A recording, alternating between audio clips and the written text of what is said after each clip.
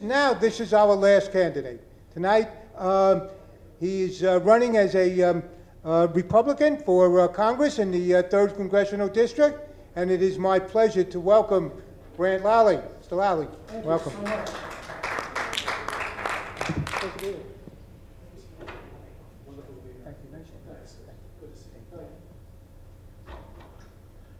Well, I have to give you a lot of credit for your patience and your endurance, and it's been a long night. And, there's an old saying, whenever you speak at an event, don't ever speak between the crowd and their dinner. So I'm beginning to get to the point where it's standing between a crowd and bedtime. So I'll try to keep it quick and light. And my name is Grant Lally. I'm the Republican, Conservative, and Libertarian nominee for United States Congress here in the North Shore, in this North Shore Congressional District that stretches from right here in Whitestone, 45 miles east, out through Nassau County, out into Suffolk County, all the way out to Kings Park in Smithtown.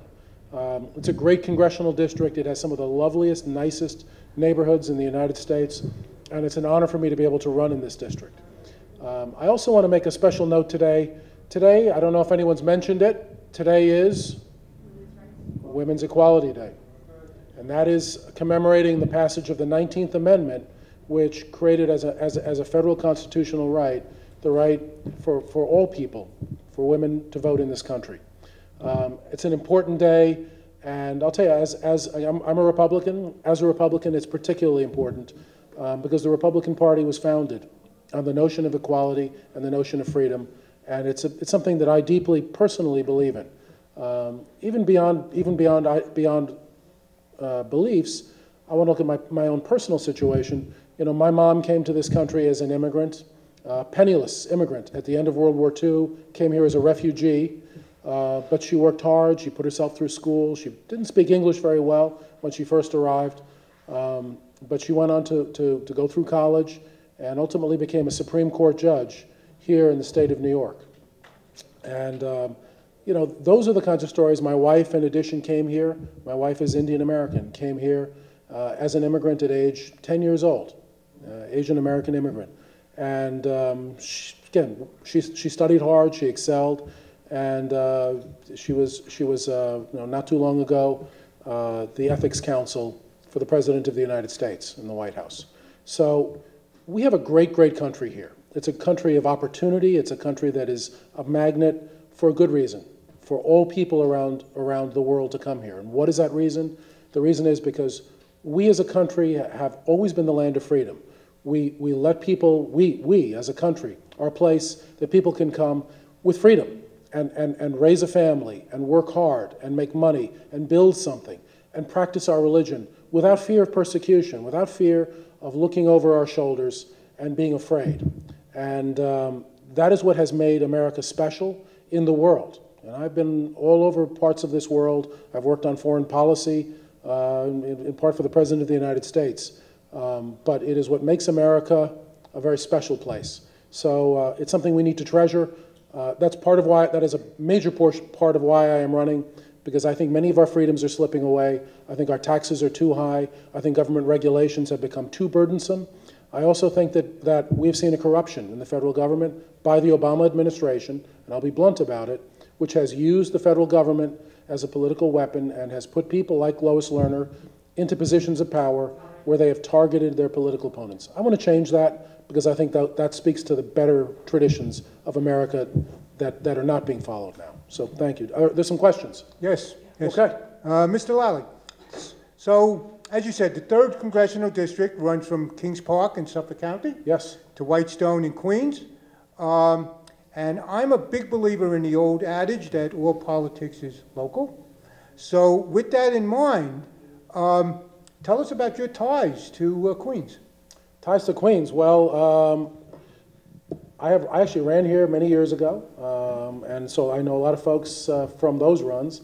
My folks actually lived in Queens for many, many years. They lived in Jamaica, Queens, and it's I believe strongly in this community, and I've studied and been involved in issues in this community. I've been honored by many of the clubs here in Queens County over the years. And I believe in things local. I mean, some of the things that I believe in, and I know you've heard some of the other people, many of the other speakers tonight talk about aircraft noise, but you need someone who's actually going to do something. The Federal Aviation Administration had agreed not to use the air paths over residential areas in Northeast Queens. They have alternate air routes, but they haven't been doing it. And no one's had the guts, because it's an Obama administration agency, no one's had the guts to get them to stop. But I pledge to you that I am not afraid, and I will do that. Let me also say that I strongly, okay, thank you. Just as a quick follow-up to that, and the follow-up is probably going to be the most dangerous question of the night. Could you name your favorite restaurant in Northeast Queens? Ooh, you know, that's always dangerous because somebody's going to be very disappointed. Absolutely. So very disappointed. Well, you know, pretty good restaurant. Pete's Pizza is pretty good on Bell Boulevard. So, you know, those would say were two of the better ones. I'll be off the hook on that one, okay. By the way, they're out of the district, which I should be very careful about. I'm going to ask a question that was asked previously of the incumbent Steve Israel. Yep. And what can you offer going forward if you're elected to Congress to break up the basic stalemate that's been going on right now where nothing seems to get done? What if you're in office?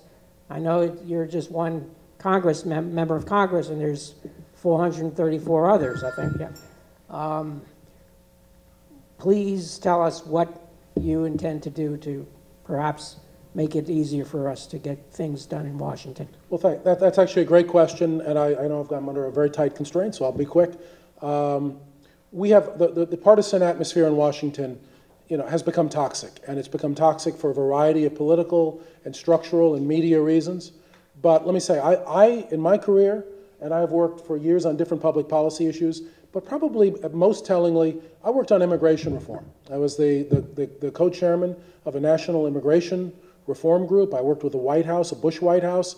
I worked with Democrats and Republicans in the United States Senate and House. I worked closely with Hillary Clinton. I worked closely with Chuck Schumer. I worked closely with Congressman Joe Crowley. I worked closely with Republicans.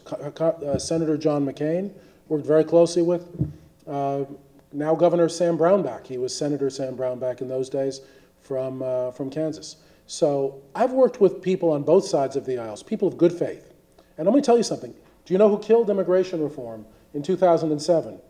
One of the ones who killed it was a freshman United States Senator from the state of Illinois, a fellow by the name of Barack Obama, because he insisted on trying to kill it so he could use it for political advantage in the future. And he did it by inserting poison pills into the legislation that made it impossible for a coalition to work together. I believe in the opposite. I believe we need to reach across party lines and work together for the betterment of the country. Thank you. In a July 10th press release concerning a possible Long Island Railroad strike, you said, and it's short, and I'm going to read it in its entirety so nothing's get taken out of context.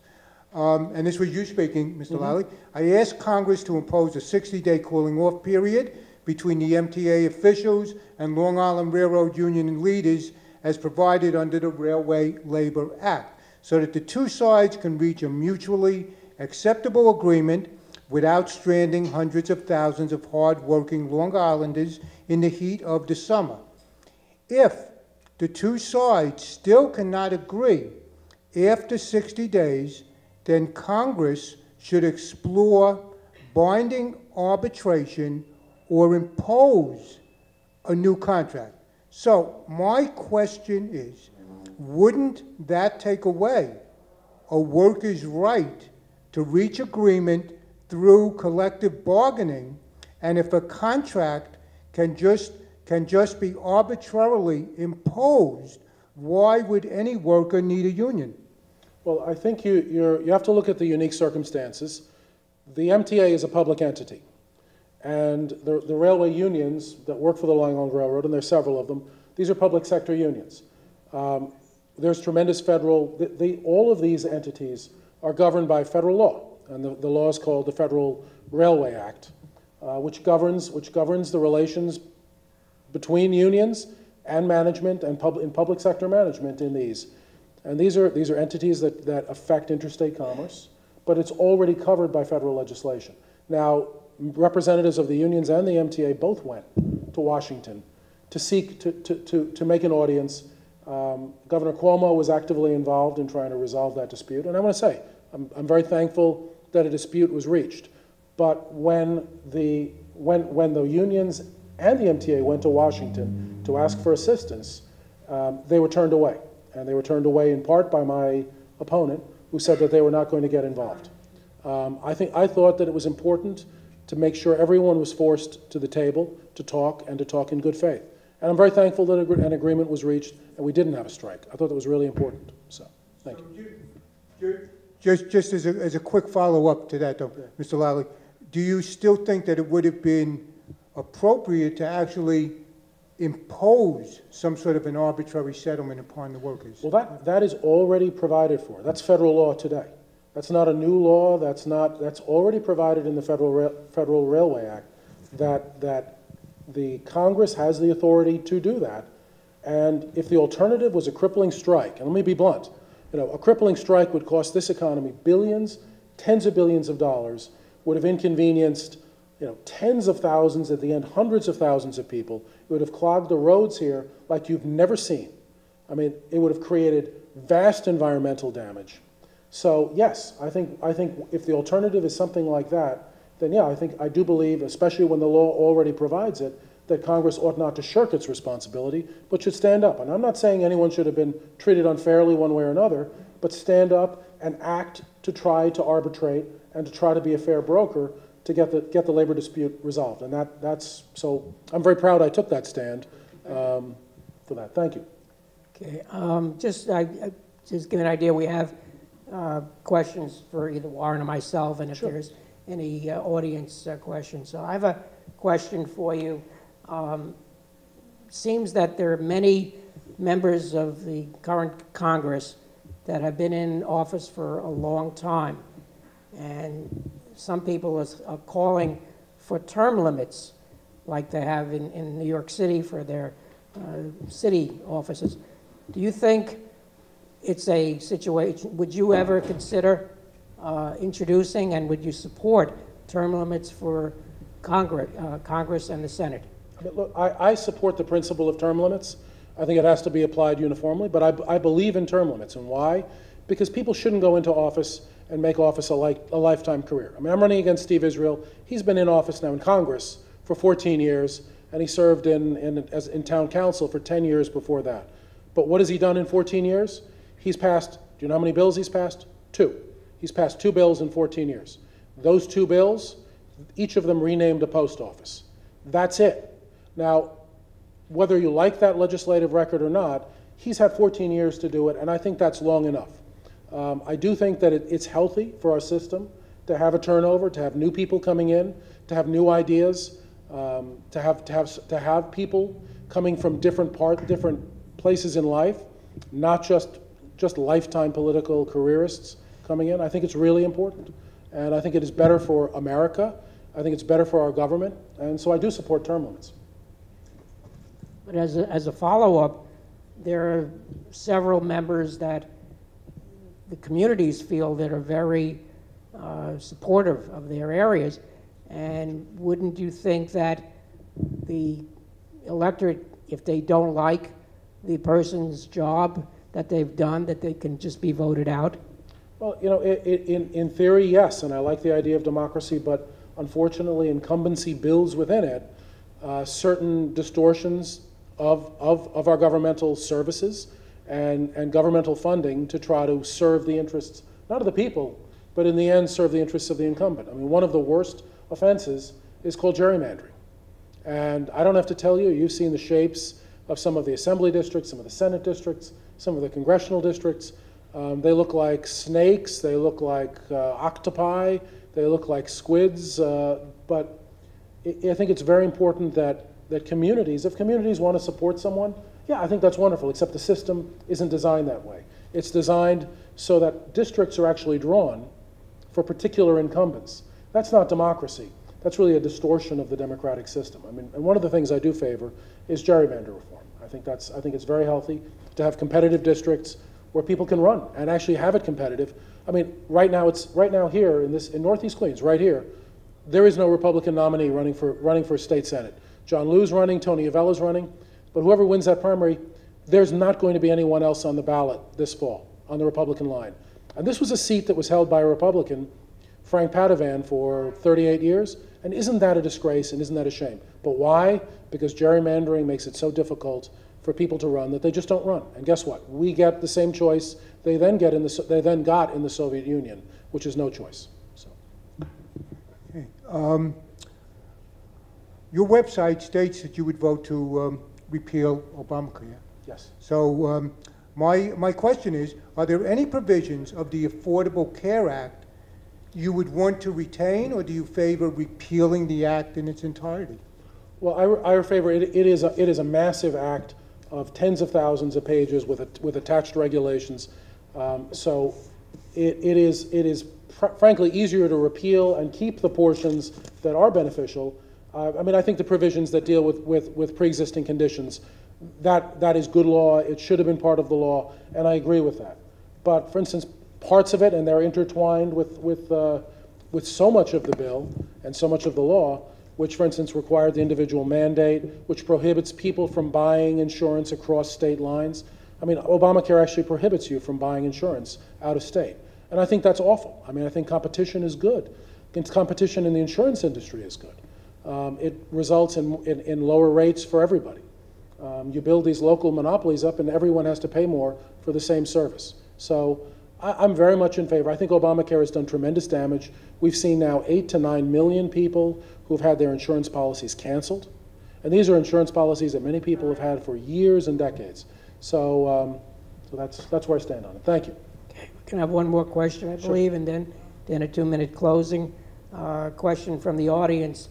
It actually was addressed to your opponent, but I'd like to ask you as well, because I think it was meant for both, is what is your position on gun control as far as any laws that would affect the country right now? Sure. I believe in two things.